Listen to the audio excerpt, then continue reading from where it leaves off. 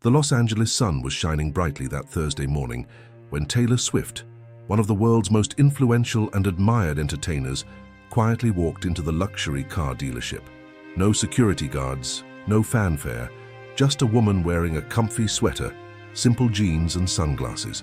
His casual appearance was unremarkable in an environment where customers sported expensive suits and shiny jewelry, but what was about to happen would turn that visit into an unforgettable event.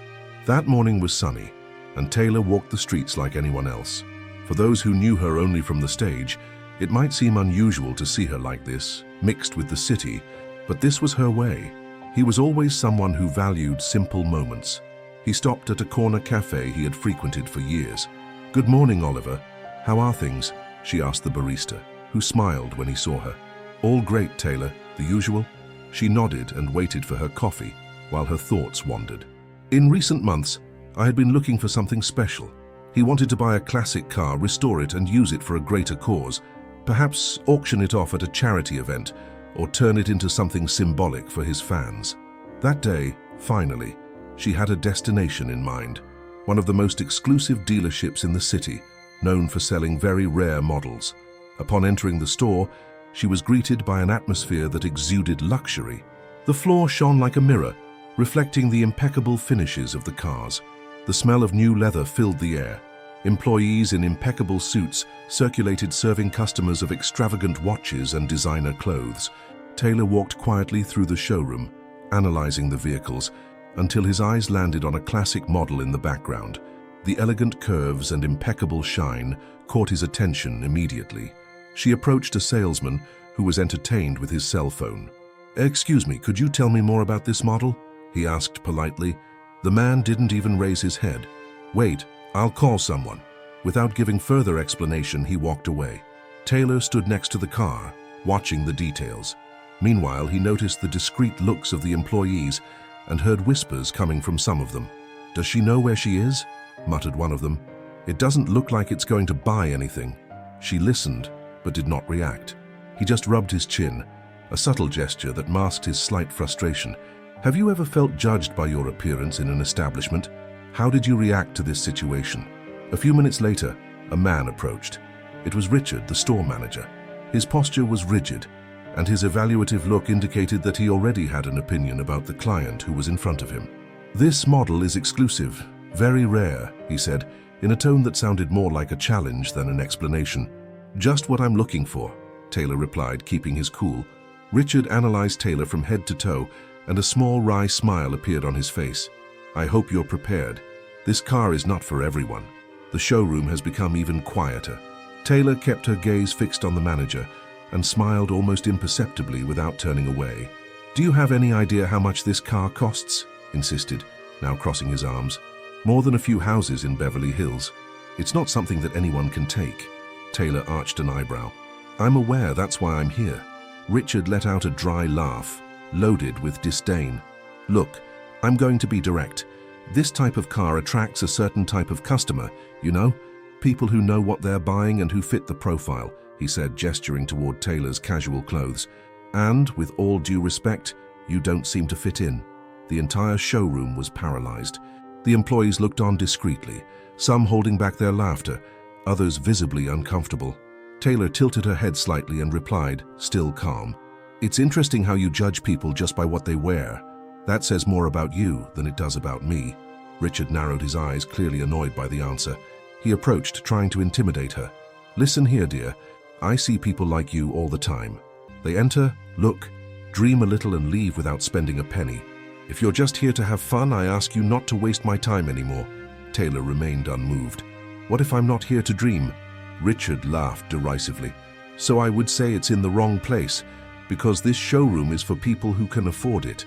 And honestly, you don't seem to have anything to prove." The atmosphere became heavy. Taylor smiled subtly, not out of joy, but as someone who fully understood the kind of person she was dealing with. "Funny. I always thought that true luxury was to treat people with respect. Maybe you should think about it." Richard folded his arms in frustration, but before he could react, a young client, who was recording everything discreetly, gave a slight nod to Taylor. She reciprocated with a subtle smile. "How would you feel in Taylor's shoes? Have you ever witnessed a situation in which someone was treated with disrespect because of their appearance?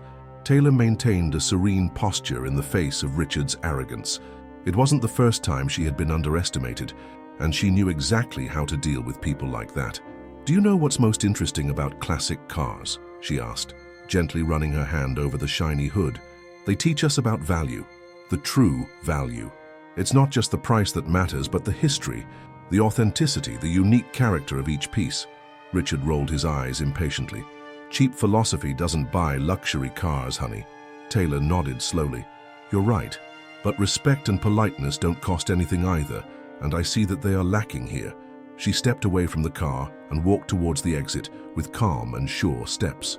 Richard watched her with a victorious air, believing he had taken another dreamer away from her precious time. At the door, Taylor turned one last time. "You should learn that true elegance is not in what we wear or the cars we drive.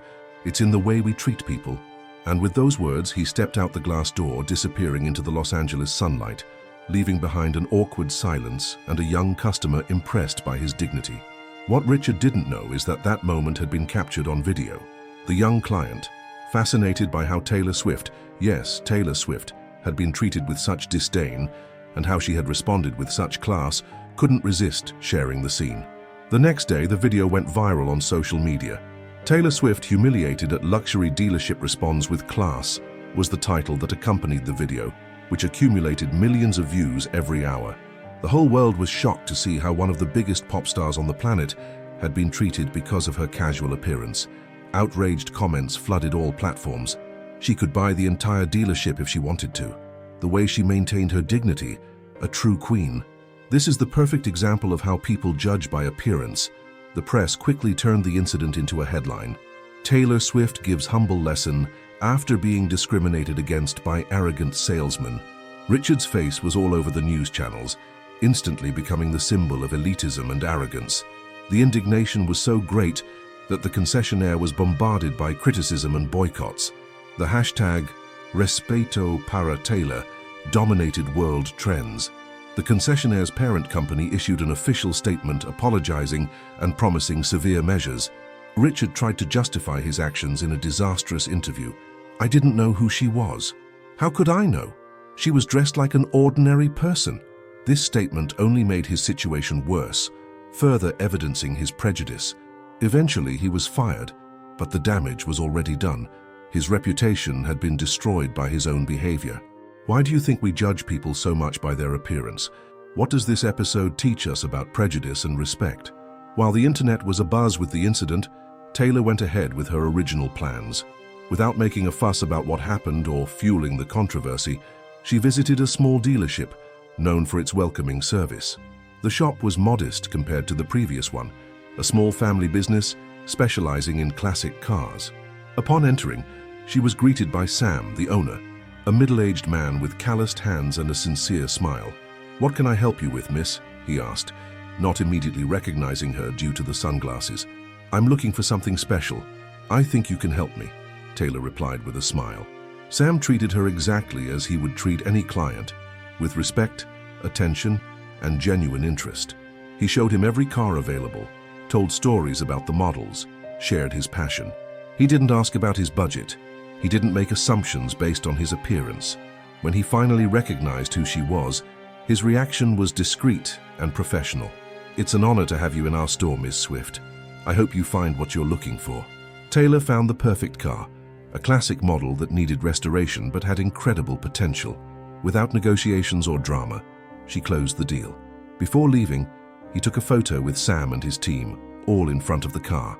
She later posted the image on her social media with the caption, "True luxury is being treated with respect. Thank you to Sam's team for a service that values people, not just what they appear to be." The post exploded instantly. In contrast to the viral video from the day before, this image showed the other side of the coin, how people should be treated regardless of who they were. Sam's small dealership suddenly found itself flooded with customers and messages of support.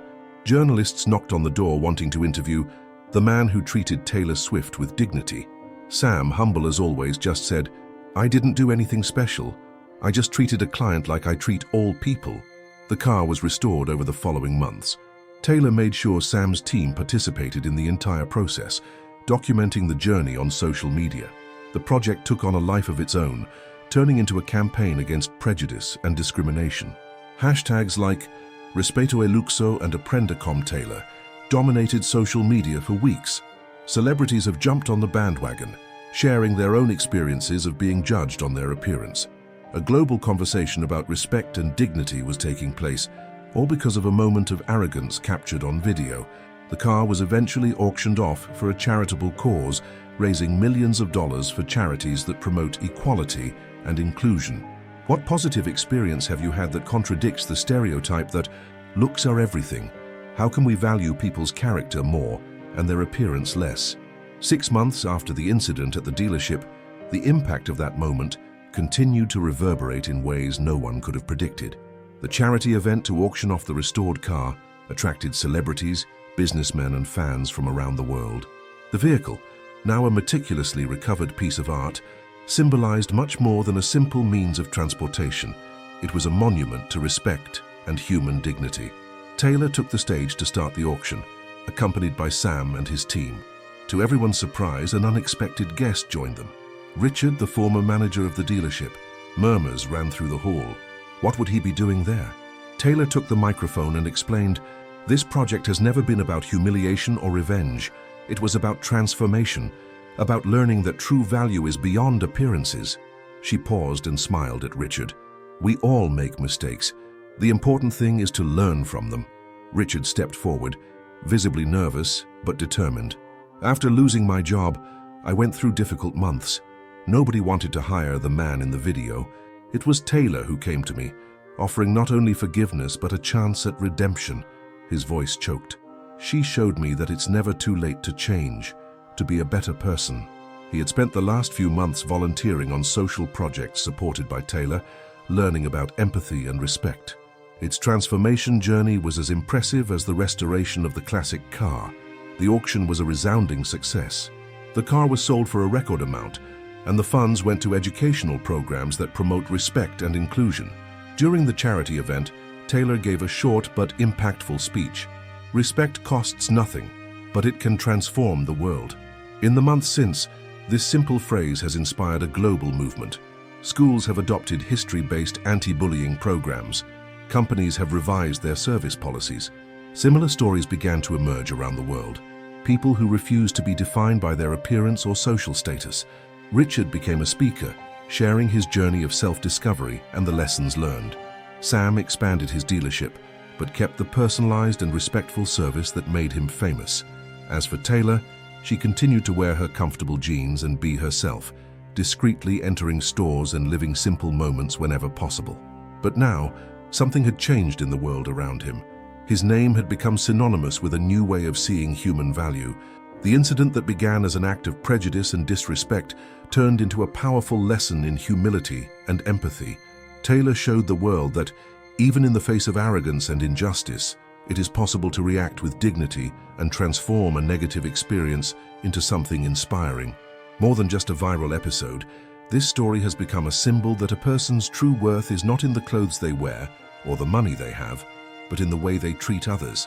What small attitudes can we adopt in our daily lives to create a world with more respect and less judgment? How can Taylor's story inspire your own life?